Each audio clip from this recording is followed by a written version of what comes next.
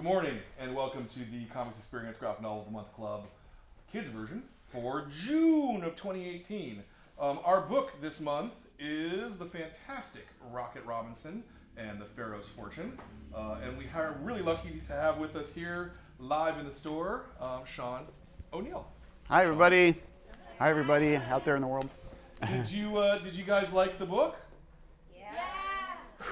Did you like it a lot? Yeah. Great. Very Great. good. Very good. Glad to hear it. Let's start with this is always my go-to question. Why comics? What is it about comics that made that the art form that you chose to pursue? That's a great question, and I'll try to provide a great answer. But I always have drawn. I started drawing when I was much younger than you guys in the audience. And what I always say is, I always liked to draw, but I always liked to draw from my imagination. In fact, when I went to college, and I went to art school as a college student, they were like, set up a still life, and they were like, draw that. And I was like, what? I just draw things that I make up in my mind. Although I learned later that it's really important to use references from life. But I always liked to draw from my imagination. And when I would make drawings, I would, draw a character, a person or an animal or whatever, and the first thing I would think is who is this? Like, what is this character? What's their story? What are they like? What could they be doing? What sort of adventure could they be having? So the idea of telling stories with drawings was like a really natural kind of development of that. And of course, I loved to read comics when I was a kid and then all through my life. And as I got older, I actually, although I've always loved comics and I've always drawn, I kind of started working as a comic writer and illustrator sort of late in life because when I came out of college, I started doing graphic design and commercial illustration, and that's kind of what I've done to sort of earn my living for most of my adult life. But about 10 years ago, I kind of just got to this point where I had always read comics and I'd always thought about doing my own comic, but I was kind of, for whatever reason, I was too busy and I just didn't think I'd have time, or I wasn't confident that I could really do it. But I just sort of thought I think I can do this. I think I have a story to tell, and I think I have the ability to, create a story and create characters and actually do this. So I started working on this book, and the thing I loved about it so much as soon as I started doing it is that I can't speak for all comics creators, but I kind of feel like they tend to be sort of, when you make comics, it's a very solitary thing. You spend a lot of time by yourself. You're down in your studio or wherever you work, and you're working by yourself. And I'm kind of like that. I mean, I'm not an antisocial person. I have friends and I do things, but I really like just working on things by myself. And I'm a little bit of a control freak. And the thing about doing a comic or a graphic novel like this is it's sort of like, or for me, it was sort of like making a movie, but just being able to do everything myself and being able to control every aspect of it and every detail of it, which I know that sounds maybe a little bit mildly obsessive, but for me, it was really fun. So to get to the answer to your question, that's the thing I really like about doing comics, is that it's kind of like, it's this way that you can think of something and you can sit, and imagine oh, wouldn't it be cool if there was this scene where all this stuff happened and these people were running around and chasing each other and blah, blah, blah. And then you can make it happen. And then while I'm drawing the pages, it's like I'm seeing this thing that was in my imagination. I'm just watching it appear before my eyes. And that's a really amazing, really powerful thing. Yeah, for sure. You went to art school, you said. I did, yes. Was there a comics program then, or was this before there were comics programs? No, well, there was not a comics program where I went. And when I started art school, I wasn't even really sure I wanted to do comics. I was kind of thinking about, I liked the idea of comics as, a form of expression, but I wasn't really, I really didn't know what I wanted to do, to be honest with you, when I started college. I just knew that I really liked to draw, and I thought I was pretty good at it. And I wanted to see if I could figure out a way to make a life and a career out of doing something like that. And when I was in college, I was really into a lot of, this was in the late 80s, early 90s, and there was kind of a big explosion of indie and underground comics at that time. And so I loved Love and Rockets and Daniel Close and all this people that you guys probably don't know. But I was really inspired by all those artists, but I was also kind of is this a career? Is this something you can do? So I was kind of thinking maybe there's a way I could sort of learn to be like a commercial artist so I could earn a living, and then I could sort of like do comics and things like that, you know, as a sort of an artistic expression. So I just actually just went to art school and just studied like traditional art. I did like painting and printmaking and illustration, and I just kind of did a full sort of like traditional art school training. And then after I graduated, I got into graphic design, and I worked as a graphic designer, and then I started working in publishing, and it's sort of like it was this sort of circuitous route that kind of led me to doing this. Sure. You mentioned a lot of your sort of young adult reading, Clouds, Hernandez, etc. Yeah. How about when you were a kid? What did you love when you were a kid? What's the first comic you can remember reading? Well, when I was a kid, I'm going to date myself because, but when I was a kid, so I don't know about you, but when I was a kid, we sort of, and I don't know what it's like now, but when I was a kid, you were like either Marvel or DC. Like you were not both, like at least in me and like the people that I knew. Sure. So I was a Marvel reader. So I never ever read Batman or Superman or Wonder Woman. To me, those characters existed as like super friends. That's all I knew about them. So my favorite comic was Avengers, which is ironic now that it's like the most titanic, monolithic, you know, superhero team in the universe. But that was the comic that I really liked. I also really liked Incredible Hulk, and I liked Spider-Man, of course. And I also loved that funky Spider-Man cartoon that was on TV in the 70s. Yeah, and I also, the other thing that I always have to say that I loved almost more than superhero comics is I loved Mad Magazine. I was a huge Mad Magazine fan. And I used to just buy Mad Magazine at the newsstand, and I would buy the little paperback digests. And I think I kind of, I mean, it's funny because I have a very strong sense of irony and satire, I think, as an adult, although my comic is not really ironic or satirical, but I really like things like The Simpsons and things like that. And I think I developed a lot of my kind of sense of humor from reading Mad Magazine as a kid. But the thing about Mad Magazine, even though it's goofy and silly, a lot of the cartoonists that worked for Mad Magazine, like Sergio Aragonés and I'm forgetting the other guys' names, but yeah, exactly. They had a really sophisticated visual style, and they had a really sophisticated drawing style, and Don Martin, of course, and Spy vs. Spy, and all that kind of stuff. Like those cartoonists had really distinct styles, and they were really easily recognizable. Like you would open a thing, and you're like, oh, that's Sergio Aragonés, you know, that's Don Martin, and like I think I kind of, without realizing it, sort of internalized this idea that like you could be an individual like creator. It's not just like the random artist that's drawing Spider-Man. It's like, oh, this artist has a point of view, and they have a style, and they have a way of drawing, and that I thought was kind of interesting too. I was going to ask though, because you haven't mentioned it, because I see a lot of it in the style here. Hergé, Tintin? Yeah. No, I did. I'm sorry that I didn't mention that because I have always been a big fan of European comics like Tintin and Hergé, and although I sort of came to that stuff later, and I mean the one comic that I loved as a kid, I lived in Canada for a while when I was a kid, and so we got a lot of those kind of comics, and I used to really love Asterix and Obelisk, those comics, and those are also kind of funny, satirical, but they're also historical. I don't know if you guys have heard of those comics, but they're set in ancient Rome, and they're about these guys in ancient Rome, and they're really, really funny.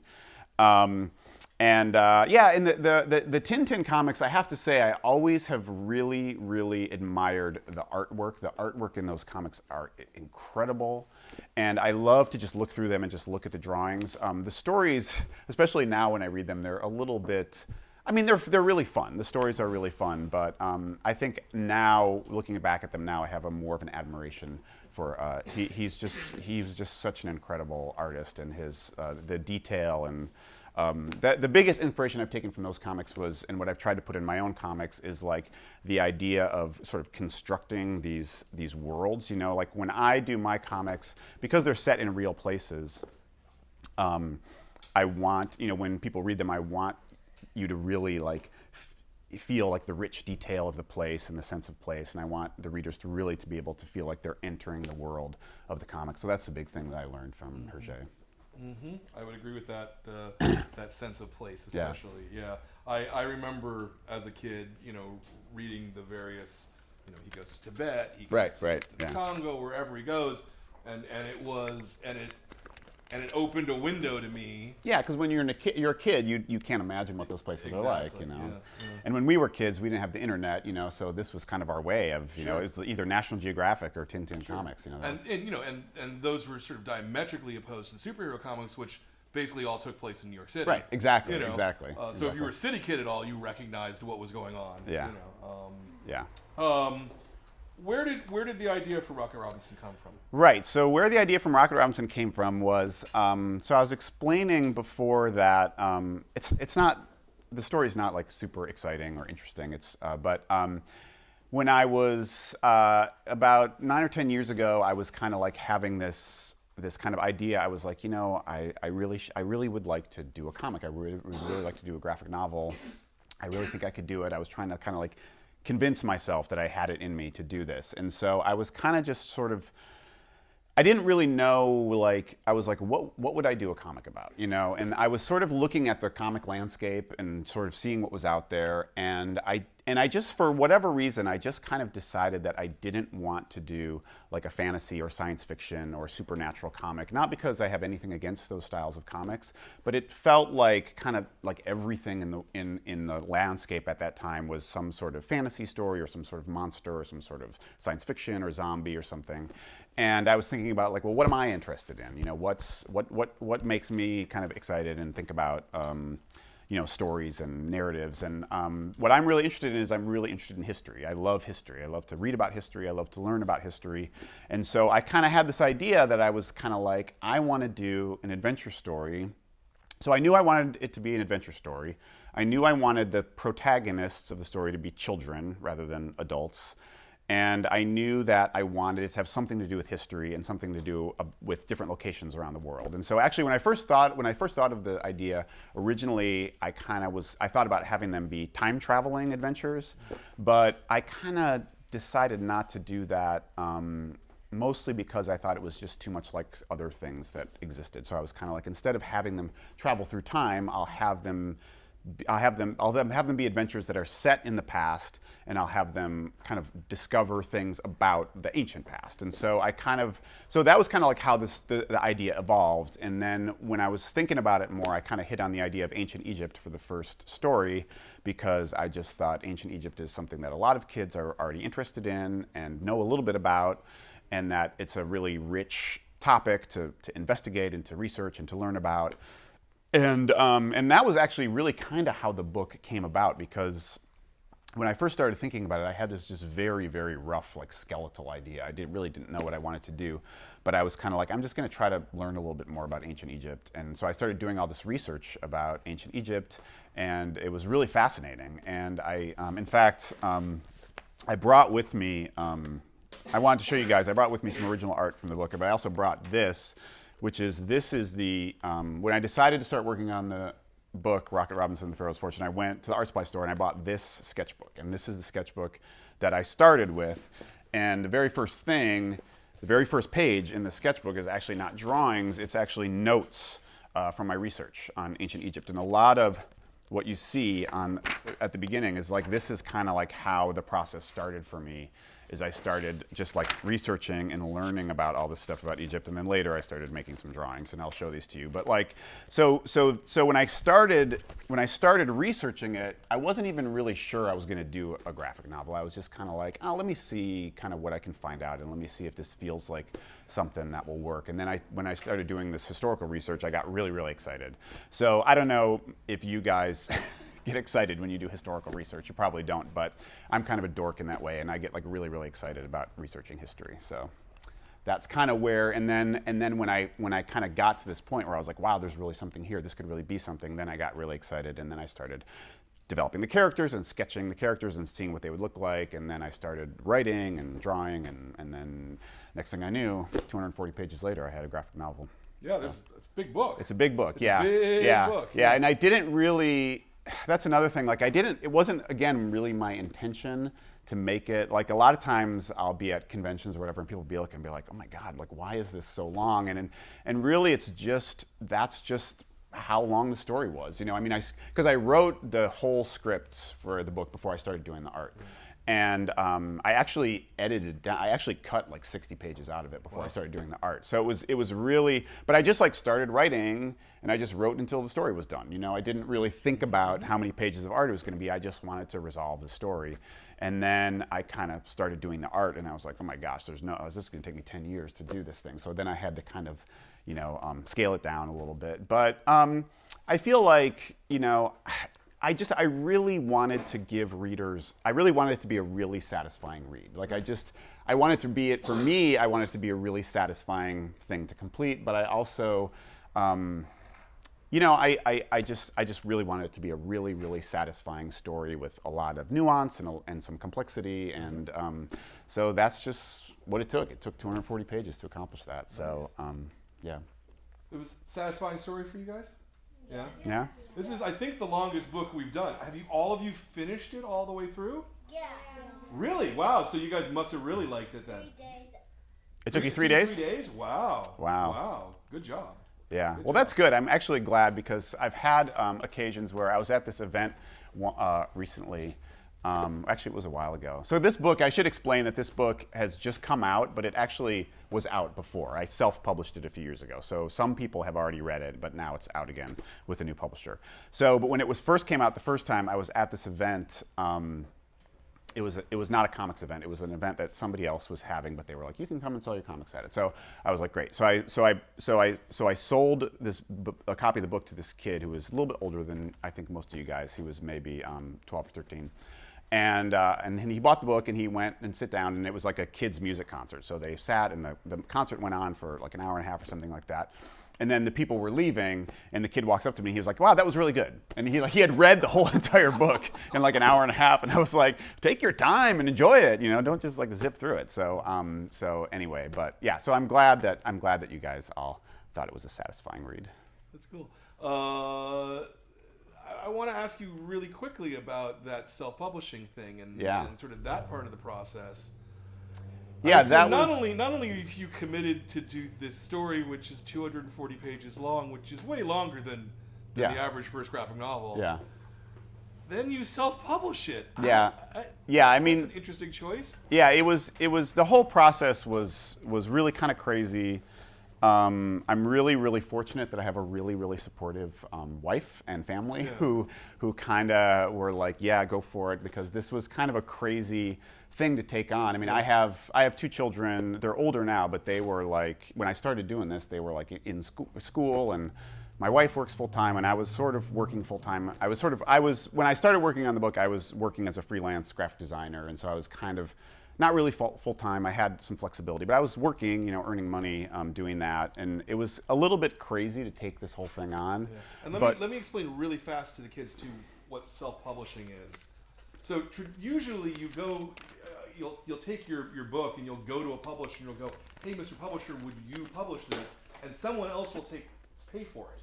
When you self-publish, you're taking all of the risk yourself. You're putting in your own money, and you're printing it, and you don't know who you're going to sell it to necessarily, and it's a big, big gamble. So that's a really bold thing to do. Yeah, it is. But I'm very fortunate about several things, which I'll explain. I mean, self-publishing the books was something that definitely wouldn't have been possible probably even 5 or 6 years ago, but because a lot of things have changed, which I'll explain. But I'm also fortunate that before I started doing this, I've worked as a graphic designer and an art director in publishing, and so I knew about book packaging and book design. And I also, years ago, I had worked for an independent book distribution company who wound up distributing my book, my self-published books. I worked with Kickstarter to fund it. So there was these kind of mechanisms in place that made it a little less intimidating. I think some people, if they're just a comic artist, they just kind of, you know, they're going into this and they have no idea how to do anything, and it's really, really intimidating and it's really overwhelming. But for me, to explain kind of why I did it this way was that when I came up with the idea for the book, I started working on it, and my intention was to work with a publisher. That was my intention, but I had never created a comic or a graphic novel before. So what I did was I wrote the story. And I did like a bunch of sample pages, and I basically put together a proposal that I was going to try to sell the book without having it be completed, just as a proposal. So I put together this proposal and I sent it to a lot of people, including Dark Horse Comics and several other publishers. And I got some good feedback, but I think that probably from the perspective of a lot of these publishers, it's like 240-page full-color graphic novel by somebody who's never published anything. I think it just felt like too much of a risk, which I totally understand in retrospect. Of course, at the time, I was like, "You're going to regret this," but I think I kind of, after going through that process of like sending it out and getting rejected, I kind of just thought like, you know what? I think I just have to do it, and I have to kind of prove to myself that I can do it, and I have to prove to everybody else that I can do it. So I was just like, you know what? I'm just going to do it. Like I'm just going to write it, and I'm going to draw it, and I'm just going to make it. And so the whole time I was working on it. And that was around the time, that was, 6 or 7 years ago, and the whole idea of like web comics was kind of a new burgeoning thing. And some cartoonists were like doing web comics and they were getting bought by publishers. And so I was like, well, I'll just start doing it on the web and see what happens.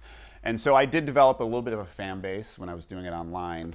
Enough that when I finished the book, I did a Kickstarter and I raised enough money to publish the book. So actually, that minimized my financial risk considerably because I raised enough money. Do you guys all know what Kickstarter is? Do I need to explain what Kickstarter is? Maybe you should. Okay. So what Kickstarter is it's a thing that they call crowdfunding, which means that Kickstarter is a company. They're here in the Bay Area, I believe. Or no, they're in New York. I'm sorry. And what they do is they have a website, and anybody that has a project, it has to be a creative project, but it could be a comic book, it could be a film, it could be a new product that you want to develop, it could be a restaurant, it just has to be a creative project in some way.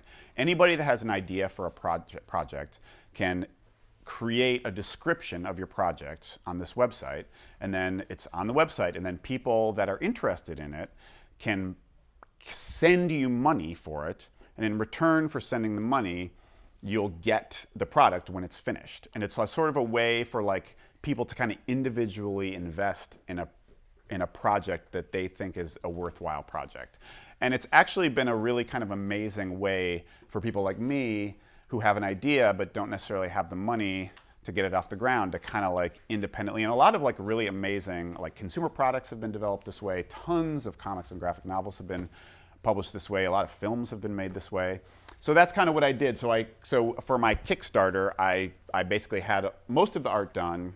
So I made a description of it. I made a little video about it. I contacted all these people, and it was kind of amazing because I had people in. I had backers from Europe. I had backers from Asia. I had backers from the Middle East. Like I had people all over the United States, and people just sent me $25, and then they got a book. And when I was done with it.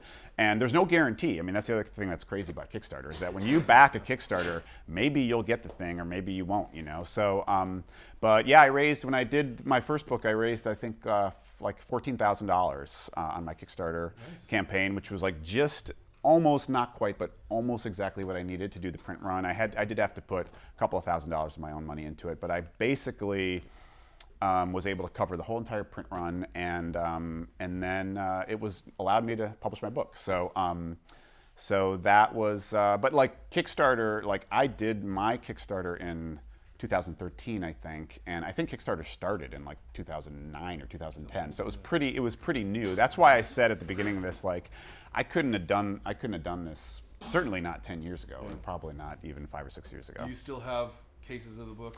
The first book, so I've done 2 books. So there's a second Rocket Robinson book, and it's coming out on September 26th. Rocket Robinson and the Secret of the Saint. So come back to Comic Experience and buy book 2. Yeah, I love that look. Yeah, you don't have to wait 2 years for book 2. You only have to wait 3 months. So this book, Rocket Robinson and the Pharaoh's Fortune, the original edition, it didn't completely sell out. It almost completely sold out. I think I have like about 30 or 40 copies left. And then the second book, I got, some cartons of it, in my basement. I kind of just like shoved them in the corner, and I'm not sure what I'm going to do with them, but they'll be collector's items someday. So yeah. I want to go to you guys and see if you guys have any questions. Yeah, in the back. That was fast. The part where he was decoding the papyrus, did you actually search that up on how to decode it, or did you just randomly choose which letters they were going to be? Or? Yeah, that's a great question. He was asking me about the coded message. So if I could borrow the book. You guys all read the book, so you understand, you know about this. But an important part of the story is the message written in hieroglyphics that Rocket finds on the train in, like the first or second scene. And this is what it looks like. So this is an actual coded message. And if anybody here or anybody out there watching this wants to take the time to do so, you can actually decode this message, and it actually says what it says in the story. So the way I did this, I didn't really know that much about cryptography. It was one of the things I had to research and learn for the book. But I don't know if you guys are familiar with this word cryptography, but cryptography is sort of the science of creating codes. And cryptography was really, really important. I mean, it's still used, although it's mostly now done with computers, but it was really, really important historically in like espionage, and in World War II, cryptography was really, really, really important. And I don't know if any of you guys are like interested. You may be a little too young to know about World War II, but I'm kind of a World War II. I'm sort of interested in World War II. And there was this thing called the Enigma code, and it was the way the Germans like sent their ship positions and all this stuff. And because the way cryptography worked in World War II is that radio transmissions, like anybody could catch a radio transmission and hear it. So they couldn't. So if you had to send a radio transmission, like anybody from the enemy or from anywhere else could hear it. So they had to send them as coded messages. And so there was this huge effort on the part of the British and the Americans in World War II to like decode the German crypto message formula. And so that's like a really, so I'm interested in that kind of stuff. And then another really interesting thing, which you guys may or may not have heard about. Do you guys know about the Navajo code talkers? Anybody know about the Navajo code talkers? So you know about them? Do you want to explain what it was? So very few Navajo is it? I don't know very much about it. Mm-hmm. So they would say stuff in their own language, and since their language is very complicated, it's one of the most complicated languages in the world. They would also substitute words for other things, like a falcon would be like a boat or something. It was very hard to do. Right. So in World War II, somebody figured out that the Navajo language has never been written. It's an only oral language. And so somebody figured out that would make it extremely difficult for anybody to decode, because these decoding methods are all about finding patterns in like the words and the letters. So if the language doesn't have any written form, there's no way, it's almost impossible to discover these patterns. And so they found these Navajo men, and I think mostly men, maybe some women, and they brought them into the army, and they had them send these, they taught, they sent some to, the Pacific, and they sent some to Europe, and I think mostly in the Pacific, and they would send these messages back and forth in Navajo, and there was no way for anybody to decode them. So I'm sorry, I'm probably getting off on a tangent, but the point is that I learned a little bit about cryptography. And this is based on a really, really simple cryptographic method, which is just called a substitution cipher.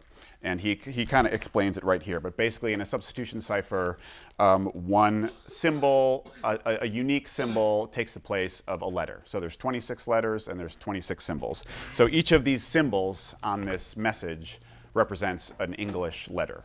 And so all you have to do, and so the way they decode it in the book, if you guys read the book, is that they start looking for common patterns, so like the most common letter in English is E. So whatever symbol you see the most of, there's probably a pretty good chance that's E. And we use vowels more than we use consonants. So the symbols that you see the most of are probably vowels. And that's kind of how cryptographers begin to decode messages. And so I learned a little bit about that, and I thought it'd be really fun to actually make the coded message an actual message, so that anybody out there who decided they wanted to do so. So if for fun, if you're bored, you can go in and you can actually try to, I mean, you know what the answer is because the answer is on the next page, but still for fun, you can kind of go in and kind of see how the code was made. I think one of the questions he was asking though is are those symbols? I'm those sorry. Symbols actually. I'm sorry. Real I'm symbols? sorry. Got it. Yeah. That was right. That's typical of me to like No, answer it's the okay, question the it's wrong okay. way. So That's why we have a host. Yes, exactly. Thank you, by the way, for that. So that's a good question, and the answer to the question is sort of no. I mean, these are all real Egyptian hieroglyphs, but they don't mean the things that they mean in the book. So, and the thing about hieroglyphs is I also did a lot of research about hieroglyphs, and hieroglyphs are extremely complicated also in the sense that different hieroglyphs, like there are some hieroglyphs that like a symbol means a word, like this symbol means, bread, or this symbol means a day, and this symbol means night. But then there are other symbols that mean like sounds, like k or or you know what I mean? Like they're sort of like letters.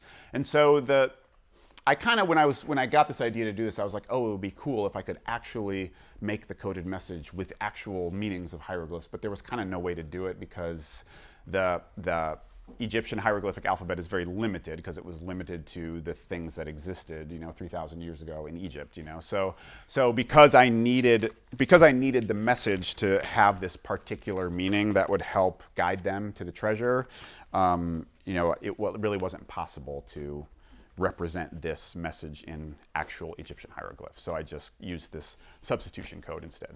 Yep. That answer your question okay? Is that everything that you wanted to know? Okay, great. Perfect. Yes, in the front row. Do you like writing or drawing more? That's a great question. I guess I would have to say I like drawing more. I really like the writing process, but I kind of come to making comics from an art background. And I actually, in addition to doing these comics, I also work as an illustrator. That's kind of how in addition to doing comics, I also work as a freelance illustrator, and I do create illustrations for other projects and for other clients and stuff. And so that's kind of, I'm always drawing. That's what I do every day. I get up in the morning, eat my breakfast, and I go into my studio, and I just draw all the time. So for me, drawing is a very natural way to express myself. And when I started doing the book, I kind of had to shift gears a little bit to kind of think about, okay, now I got to write. But I have to say, having said that, I like probably drawing more. Writing is such a different process, and actually getting into writing for this book was kind of a revelation for me, and it kind of made me really realized just how fun it was to just really use your imagination and kind of just create things from nothing. Because if you're, in my work as an illustrator, somebody's giving me okay, here's this story, draw a picture of it, and so it was really fun to basically start from nothing and just completely make things up. Did you write a full script? I did. Because again, it's interesting because that's another question that people have always for me, and I think that different cartoonists and graphic novelists work different ways. I think there are people who kind of draw it as they go, and but for me, I really felt like I had to write the whole thing first, mostly because it's kind of a complex story. I mean, it's not super complex, but it's it's the type of story where it all has to make sense at the end. It all has to wrap up at the end. And so I wanted to make sure that I didn't want to have something happen at the beginning and then 200 pages later be like, oh shoot, I have to go back and I have to change that because I did a lot of editing of the story. So I did write the whole script first just to kind of make sure that it all made sense and it all kind of went from A to B to C to D, and it was all sort of logical. And that's kind of what the writing process is for me for these books. I mean, I always tell people that because I've started working on the third book. I haven't started writing it yet, but I'm sort of putting the story together, and it's kind of like putting together a puzzle. It's like I have to, because there's sort of these.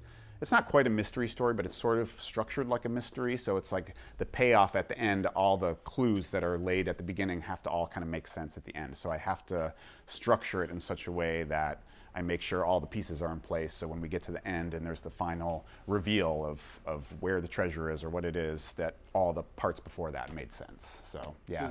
Does artist you ever get frustrated by writer you?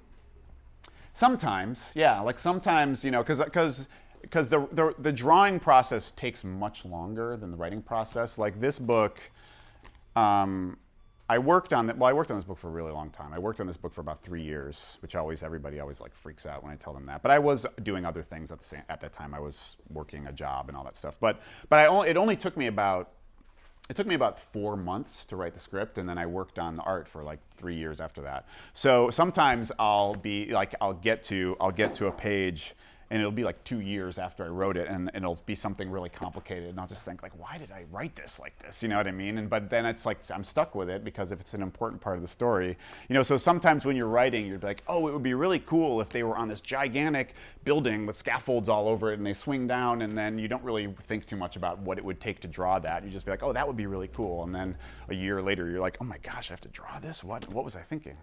So yeah, sometimes I get frustrated with myself. That's funny. Another question from any of y'all? Anybody? Yes? Have you ever visited Egypt? No, that's a great question. I have not. I would love to visit there sometime. I learned a lot about Egypt, and I learned a lot about the city of Cairo when I was doing the research for this book. And when I was working on it, I was really trying to figure out if there was some way I could go there because because I was just like on the internet trying to find all these photographs. I tried to find as many photographs as I could about the city. And the thing that's also challenging is that my books are set in real places, but they're set like 80 years ago. So a lot of these places look different now than they did in the 1930s. So I find like zillions of photos, and but I try to find as many archival photos as I can. If you guys know what that word archival means, it just means old. But yeah, no, I've never been to Egypt. Book 2 takes place in Paris, and I have been to Paris. But I do love to travel, and I try to go to as many places as I can, but haven't made it to Egypt yet. But now that I know so much more about the city of Cairo and the history of Egypt from doing the book, I really, really hope to go there sometime. Yes? How did you come up with the names?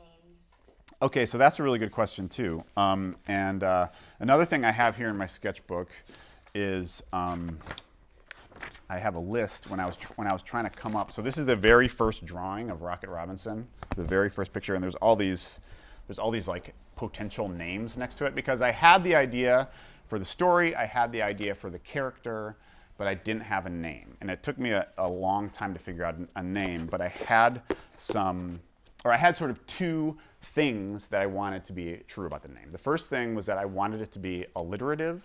If you guys know that, you guys know that word alliteration? Does anybody know the word alliteration? So I wanted the first and the last name to start with the same letter. Don't ask me why, I just kind of wanted to have that catchy kind of thing. And I wanted the first name to be a nickname because I kind of was trying to tap into this tradition of like characters like Encyclopedia Brown and Indiana Jones and this kind of like this idea of like the nickname and then the regular last name. And so I was kind of like, because I just thought that like, I don't know, something about that just was really appealing to me. So I was just like going through all these possibilities, and none of them sounded right. And then the funny thing is I was looking at this the other day, and the name that I have in here, and there's a little asterisk next to it, and it says Ricochet Robinson, which I guess was like my first idea. But then it was actually my daughter, who is 19 now, but she was about 11 at the time. And she was like Rocket Robinson, and I was like, oh, that's a really great name. It's really catchy. But the one thing I had to do was I thought of the name, and I was like, I love that name. But then I had to go research, and I was like, did rockets even exist in 1933? Was that even a thing? But they did exist. They weren't really in wide usage, but there was such a thing as a rocket.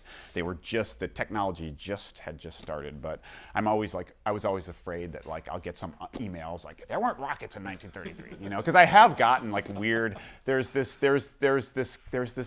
Well, this is just an aside, but there's this guy, this man, who is a big fan of my books, and I really appreciate it. But for both my first book and my second book, he sent me these letters with these incredibly long letters where he points out every single historical inaccuracy in both of my books. Wow. But he likes the books, but he just like goes through and he's like, this didn't exist, and this wasn't like that, and he wouldn't be wearing these kind of shoes, and he wouldn't be doing this. And I'm just like, give me a break. I'm doing my best.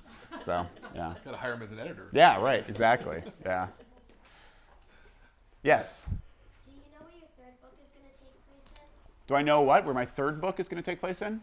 I do. I do know where my third book is going to take place in. I think. I mean, I sort of.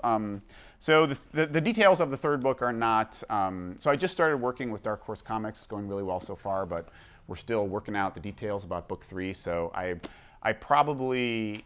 So nothing's for sure yet about book 3, but where I want it to take place is I want it to take place in China. That's what I'm hoping. So that's what I'm researching right now, and if everything goes according to plan, it's going to be set in Shanghai because I've also never been to Shanghai, but I'm really hoping to go there. I actually have some friends that live there, so I'm really going to try to go there for a visit. And Shanghai is just like a really fascinating place. It has a really interesting history, particularly in the 1930s where the books take place. It was a very turbulent time in Chinese history, and so I think there's a lot of interesting things that could be developed for an adventure story. So that's what I'm hoping. It's not for sure, so don't hold me to it, but that's what I'm trying to make happen right now.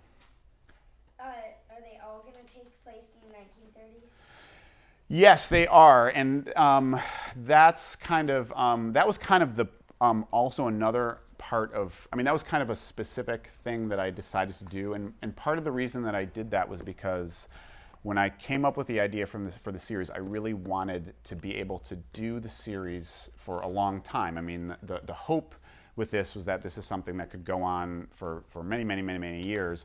But I didn't want to worry about the characters growing older, and I didn't want to worry about like time passing, you know what I mean? Because I think if you set a book in the present, you know, like I started working on it in 2010 or whatever, and then if it's 2018, it's like it's 7 years later, but I didn't want the characters to be 7 years older. And also, like, if you set a book in the present, like technology is always changing and, you know, geographical. So it's like I was like, I just want it to be frozen in time. You know, it's like, so if I keep doing the books for as long as I keep doing them, it'll always be 1933. Rocket and Yuri will always be 12 years old. It's always going to be that. But it's always going to be in different places. Every single book will be in a different place. Yes? About how many books you will write of this series? I don't know. I mean, the series by design was open-ended. I decided when I started it is I didn't want it to be like a narrative arc, you know, that would resolve at the end, like Harry Potter or something like that, where the storyline would finish. The whole idea was always that each book would be a completely unique story. So none of the books, at least so far, have anything that carries over from the previous book. Like every single book is a completely just self-contained story. So I can do them as long as people want to keep reading them and people want to keep buying them. I'll just keep doing them because I love doing them. So hopefully, you know, as long as it's possible for me to keep doing them, I want to keep doing them. Yes. You know, that's a really good question too. Like I purposely kept. Well, Otto gets arrested at the end of the. You guys all did everybody finish the book? Okay. Otto gets arrested, but Khan just mysteriously is just gone, and that was kind of on purpose. At this point, I haven't brought any of those characters back yet, but I kind of. I particularly really liked the character of Khan so much is that I just think he's like a really mysterious, complicated character, and I was just like, it would be really great somehow.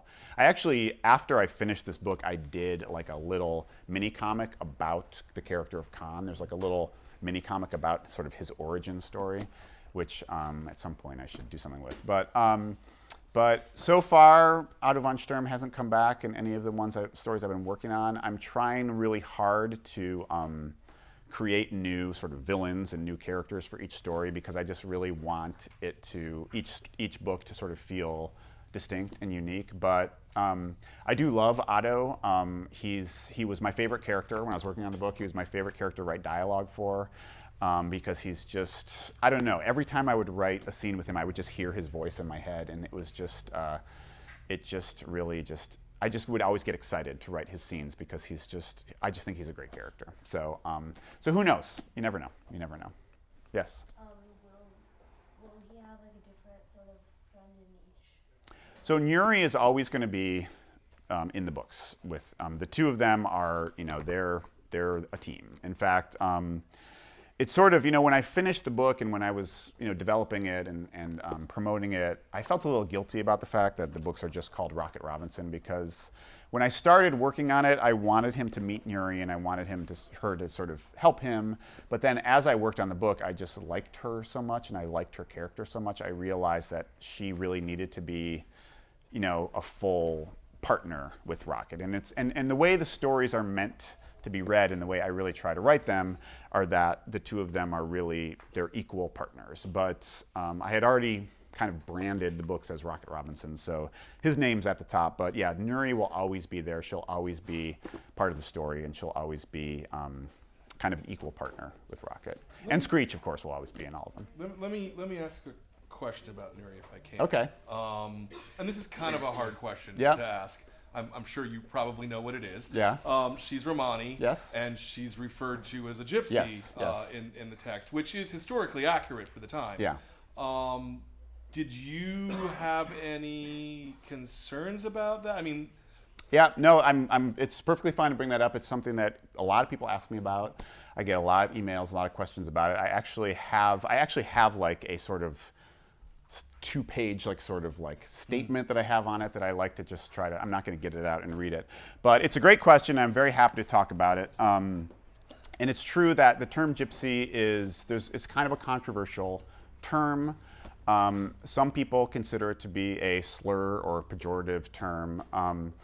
But the history of that term and the history of the Romani people is very complicated. And when I started writing the book, I did a lot of research on Romani people because I wanted to learn as much as I could about them and about their culture and about their history. And I also wanted to kind of figure out this term gypsy, because I was just like, I'm not sure, are people going to consider this to be, an offensive or, a slur? So I did a lot of research about it, and I will talk a little bit more about that, but I do want to make the point, which is that the most important thing to me was that I wanted to avoid any negative stereotypes of Romani people, because there are a lot of negative stereotypes that have been propagated about Romani people over the centuries, that they are, thieves, or that they are, there's a lot of negative things. And what I found from doing the research was that the difficulty with the term gypsy is that first of all, it is an incorrect term. The correct term is Romani, and there is a sort of a movement now among Romani people to sort of end the use of that term, and to use the more respectful term Romani. And I was aware of that, but I also felt that my book is set in 1933, and I also didn't know if people were really familiar with the term Romani, and I really kind of went back and forth about it. But what I basically eventually found out was that from the research that I did and from the things that I've learned, there isn't complete agreement about whether or not gypsy is or should be considered a slur. It's definitely a historically inaccurate term.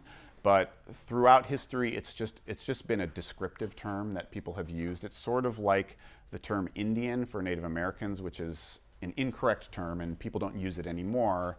But for many years, it was just the common term that people would use. And so I kind of just sort of felt like, anyway, I just sort of decided to use the term gypsy. And sometimes I feel like, well, maybe I should have provided a little bit more historical context for the term, but I kind of didn't really feel like I had the space to really take on all of that in this book, which is basically an adventure book. But you do run into this issue when you're doing historical writing, because there are sort of antiquated terms and antiquated viewpoints that you don't want to put anything offensive, but you also don't want to have something that's like a total anachronism. So I balanced all those things out, and in the end, I just decided the most important thing was to portray Nuri as a well-rounded character and avoid stereotypes. So that was kind of the main. I think she's a fantastic character. Yeah. So yeah, absolutely. I mean, she's a key part of the book. Right. Yeah. So, yeah. Let's talk about craft just a little before we end. Okay. Because I know that you brought some stuff. Yeah, I'll give this back to you. Yeah, hand me that back. So yeah, I brought. Well, did you want to? Well, yeah. So I was going to say. So you write a script, obviously. Yeah. So you write the full script. What's your next step? You break down the script into thumbnails. Yeah.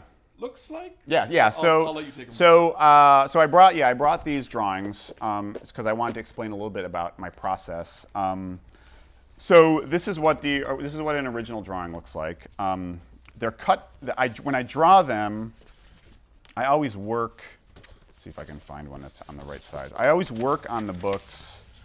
I guess it would be more. Well, I always work on the books on what's called a spread. This is a publishing term, but this is called a spread, a 2-page spread. And I always draw the artwork in spreads, which means that these are cut in half, but I put a piece of paper down and I draw both facing pages together. So when I start a drawing, or when I start a page, the first thing I do is I make a thumbnail, which looks like this. So I print it out. So I have these pages with these lines printed on them. And the purpose of the thumbnail is to just do like a really, really quick sketch, just to kind of like lay out the page and just think about, because the way it works when you're doing a comic is that you have this script and all these things are happening, and you have to kind of plot out where everything's going to happen. You have to plot out where the dialogue is going to be and where the action is going to be. So this is the first step. It's probably kind of hard for you guys to see, but it's a very, very simple pencil sketch. And then once I have that, this is not an actual spread, but this is what it would look like. I have my board down on my drawing table, and I start drawing a pencil drawing.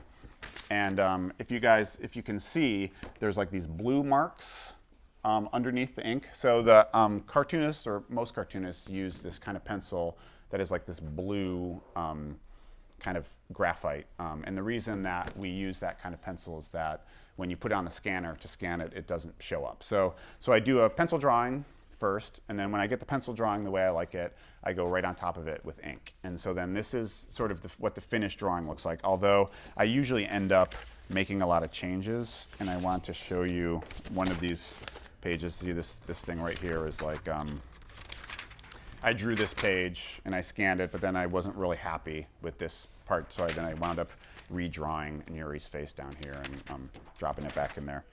So then I make the pencil drawing, and then I make the ink drawing, and then I scan it into my computer, and then I do everything else on my computer. I add all the color digitally. I use Adobe Photoshop, which is a really common piece of software. Some of you guys may have used it. And then I do all the text and the dialogue and stuff. Some people do hand lettering. A lot of comic artists do hand lettering still. I don't do hand lettering. I just do it with using a font, which makes it a lot easier to position it and to edit it. Yeah, exactly. So that's kind of how I do it. So so that's kind of my process. So like I said, I had a fully written script when I started, and then I usually try to work I usually try to work in groups of like 8 or 10 pages at a time. It's just the way I like to work. So I'll thumbnail out like 8 to 10 pages, then I'll pencil out all 8 to 10 pages, then I'll ink them all, and then I'll color them all and finish them, and then I'll start again on the next batch. Mm-hmm. And that's just kind of the way I do it. I mean, a lot of comics that you read like that in the shop are actually done by like 2 or 3 people, and so that's a different process. But another nice thing, like I said at the beginning of this, like I'm a little bit of a control freak. It's like I can just do my process however I want to do it. Mm-hmm. But yeah, the thing that'll be interesting now that I'm working with a publisher is that if we proceed with the next book, I'll be working with like an editor and an art director, which I've never had to do before. So I'm very curious to sort of see what they, if they'll want me to do the process differently than I've always done it. So I'm also really interested that you're working. It looks very close to the actual page. Yeah. The actual printed size. Was that a conscious decision, or? It was really just a function of. It was really just a function of the fact that I wanted to draw the pages in spreads, and this was just sort of like the size of board. I mean, they make Bristol board in bigger sizes, but like this was kind of like I think like a 14 by 19 sheet.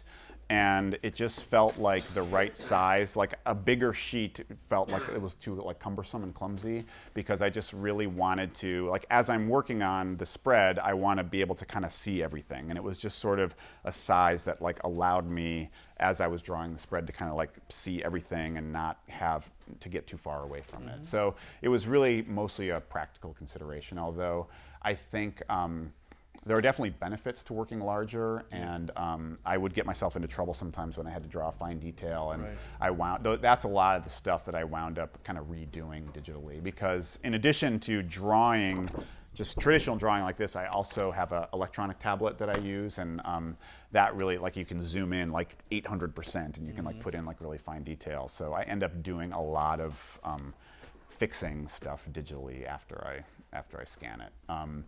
And again, that's sort of because, like, if I was just a comic artist and somebody else was doing the color and somebody else was doing the dialogue, I'd have to just like turn in this drawing and it would have to be like 100% finished and ready to go. But because I'm doing every step of the way, like sometimes I'll just be drawing it and I'll just be like, it's good enough. I can tighten it up in Photoshop. I do a lot of it. Some ways makes me a little bit lazy because a lot of times I'll be drawing something and I'll just be like, I'll fix that in Photoshop. But then a couple days later I'm doing the color and I'm just why didn't I finish that one before? So yeah. Well, I don't think doing a 240-page book that looks this nice is lazy. No.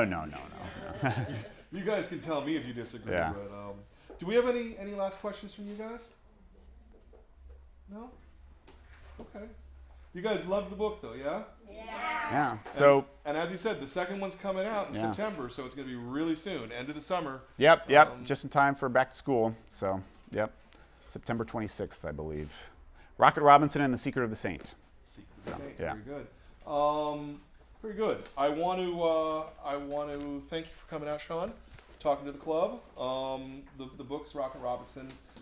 If you're watching this at home, which I know a lot of you are, go and get this book if you haven't read it already. It's a terrific book, a ton of fun, just filled with action and adventure and just good stuff. Lots of history. It's fun. Great book. Our book next month is going to be Mr. Wolf's Class. By Aaron, and I don't know how to pronounce his last name because I haven't actually spoken to him. I think it's Stanky, but it could be Stinky. So we'll find out when he's here. Well, he's a teacher as well. Oh, okay. He's also oh my gosh. a teacher. So then he would be Mr. Living through Stinky. life as Mr. Stinky. Yeah, that would be kind of cool. But we'll find that out next month. He's going to be here on Sunday, July 15th. So you can mark that on your calendars, and I hope you guys come out for that. We don't have the book yet. I just have a uncorrected proof, as it says at the top. But this is funny. You're gonna laugh your butts off when you read this one. This is really good. Yeah, your butt's literally gonna fall on the ground. It's gonna bounce. It's gonna be great. So thank you everybody for coming out. Thank you for coming, Sean, and talking to us. We'll see y'all next month. Thanks, guys. Thanks, everybody.